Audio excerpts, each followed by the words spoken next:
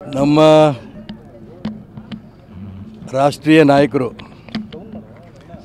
ಈ ದೇಶದ ಹೆಮ್ಮೆಯ ಗೃಹ ಮಂತ್ರಿಗಳು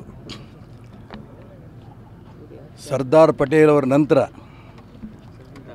ಉಕ್ಕಿನ ಮನುಷ್ಯ ಅಂತ ಪ್ರಖ್ಯಾತಿಯಾಗಿರೋಂಥ ಹಿರಿಯರಾದ ಅಮಿತ್ ಶಾ ಅವರು ದೆಹಲಿ ಬರಬೇಕು ಅಂತ ಕೇಳಿದಾಗ ಹಿರಿಯರ ಮಾತಿಗೆ ಗೌರವ ಕೊಟ್ಟು ನಾನು ದೆಹಲಿಗೆ ಹೊರಟಿದ್ದೇನೆ. 1:45 ಫ್ಲೈಟು. ಇಷ್ಟು ಮಧ್ಯೆ ನೀವು ಈಗಾಗಲೇ ಹಿಡ್ಕೊಂಡಿದ್ದೀರಿ. ಹೊರಡಬೇಕಾದ್ರೆ ನಮ್ಮ ಕಾರ್ಯಕರ್ತರೆಲ್ಲ ಹೇಳಿದ್ರು, ನೀವು ವಾಪಸ್ ಬರೋಷ್ಟೊತ್ತಿಗೆ ಖಂಡಿತ ಚುನಾವಣೆ ಸ್ಪರ್ಧೆ ಮಾಡೇ ಮಾಡ್ತೀರಿ. ಒಂದು 500 ಮೋಟ್ರ್ ಸೈಕಲ್ಲು, ಒಂದು ದೊಡ್ಡ ಹಾರ ಇದೆಲ್ಲ ಇಟ್ಕೊಂಡು ರೆಡಿ ಮಾಡ್ತೀವಿ. ಅಲ್ಲಿಂದನೇ ಚುನಾವಣಾ ಪ್ರಚಾರಕ್ಕೆ ನುಗ್ಗಬೇಕು ಅನ್ನೋಂಥ ಅಭಿಪ್ರಾಯ ನಮ್ಮೆಲ್ಲ ಕಾರ್ಯಕರ್ತರು ಹೇಳಿದ್ದಾರೆ. ಆದರೂ ಹಿರಿಯರಾದ ಅಮಿತ್ ಶಾ ಅವರ ಭಾವನೆ ಏನಿದೆ ಗೊತ್ತಿಲ್ಲ ನನಗೆ. ಅವ್ರು ಕರೆದಿದ್ದಾರೆ, ಅವ್ರು ಗೌರವ ಕೊಡೋಕ್ಕೋಸ್ಕರ ಹೋಗ್ತಾ ಇದ್ದೀನಿ. ಸರ್, ತಾವು ಎಲ್ಲ ಸಮಸ್ಯೆಗಳನ್ನು ಕೂಡ ವಿವರವಾಗಿ ಹೇಳ್ತೀರಿ ಸರ್ ಅಮಿತ್ ಶಾ? ಈಗಾಗಲೇ ಹೇಳಾಗಿದೆ ಫೋನಲ್ಲಿ. ಇನ್ನೊಂದು ಸರಿ ವಿವರವಾಗಿ ಅವ್ರು ಏನು ಕೇಳಿದ್ರೆ ಮುಖಾಮುಖಿಯಾಗಿ ಹೇಳ್ತೀನಿ. ನಮ್ಮ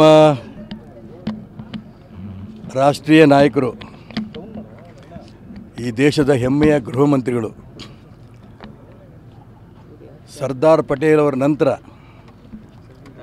ಉಕ್ಕಿನ ಮನುಷ್ಯ ಅಂತ ಪ್ರಖ್ಯಾತಿಯಾಗಿರೋಂಥ ಹಿರಿಯರಾದ ಅಮಿತ್ ಶಾ ಅವರು ದೆಹಲಿ ಬರಬೇಕು ಅಂತ ಕೇಳಿದಾಗ ಹಿರಿಯರ ಮಾತಿಗೆ ಗೌರವ ಕೊಟ್ಟು ನಾನು ದೆಹಲಿಗೆ ಹೊರಟಿದ್ದೇನೆ. 1:45 ಫ್ಲೈಟು. ಇಷ್ಟು ಮಧ್ಯೆ ನೀವು ಈಗಾಗಲೇ ಹಿಡ್ಕೊಂಡಿದ್ದೀರಿ. ಹೊರಡಬೇಕಾದ್ರೆ ನಮ್ಮ ಕಾರ್ಯಕರ್ತರೆಲ್ಲ ಹೇಳಿದ್ರು, ನೀವು ವಾಪಸ್ ಬರೋಷ್ಟೊತ್ತಿಗೆ ಖಂಡಿತ ಚುನಾವಣೆ ಸ್ಪರ್ಧೆ ಮಾಡೇ ಮಾಡ್ತೀರಿ.